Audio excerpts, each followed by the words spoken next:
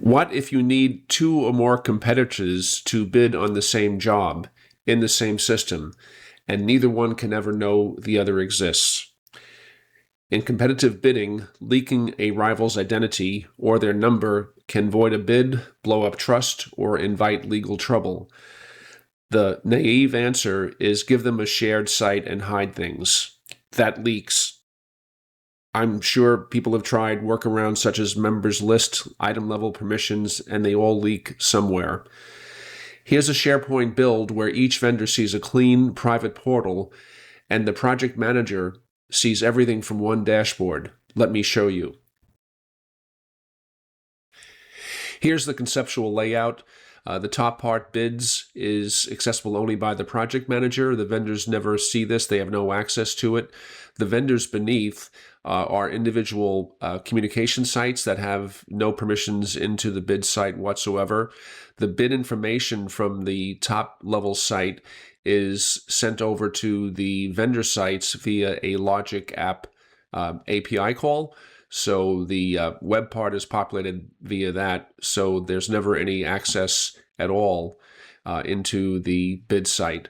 And of course, the vendor sites themselves are independent of each other. Okay, so here is the protected project manager site for where the bids or the projects are created that are sent out for bidding. And in this case, we have a Project Jones, that is a status of not started. And hovering over Acme, we can see that invited vendor has not responded, or there's been no activity. And for Alpha, the status is submitted. So let's click on the project, and we can see the vendor, the total bid amount, and the status. And we can click on View Submitted Documents. And we can see there's 2 documents submitted there. And of course, we're waiting on Acme to submit a bid as well, so we're not going to award that right now. But let's go over to Alpha, to that site that only the vendor Alpha has access to, and let's see what's going on here. So first off, we can see on the top that there's a bid decision history, and this is just a history from some of the most recently awarded or rejected projects. And if we click on Project Jones, there are those 2 documents that we saw earlier and the proposal information. Okay, so now we're in vendor Acme. This one has not been acted upon yet, so I'm going to click on Project Jones. And the first step is to initialize the proposal workspace within the vendor site. And now we can add some files for the proposal.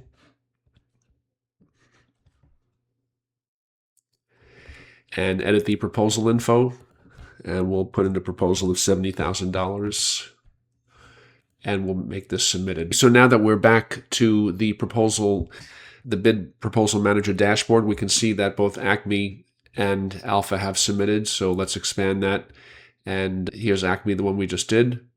And since that's the low bidder, let's go ahead and award that. And so now the project is closed. Acme's been awarded that $70,000 project. And let's just go back over to Acme. And that was Jones, and it's right here. And we can see that the status is awarded. And coming up here, the bid decision history should be awarded as well. So that's it in a nutshell. Just to summarize, each vendor can only see what they're authorized to see. Everything is segregated by site. So there's no bleeding of credentials or usernames or anything of that nature. And the bid manager, the project manager, can see everything, but the vendors have no access to the bid manager site. A little bit more detail about the solution. Effectively, it's lists and libraries, and the project documents in the vendor site is actually a document set. And I've used a couple of content types to put all of this together. And the actual application you were looking at is actually a SPFX. It's a SharePoint solution. And pretty straightforward there. And let's see what else. The workflows, there's 4 workflows. And Not much to say about it. It's pretty straightforward. Any questions, please ask them in the comments. The vendor site itself is highly locked down, so really all they can do is what you see in the upper left-hand quadrant there. Even if the vendor knew what the URL was for site contents or document library, they would not be able to access that. So it's pretty nice there. You don't have to worry about things.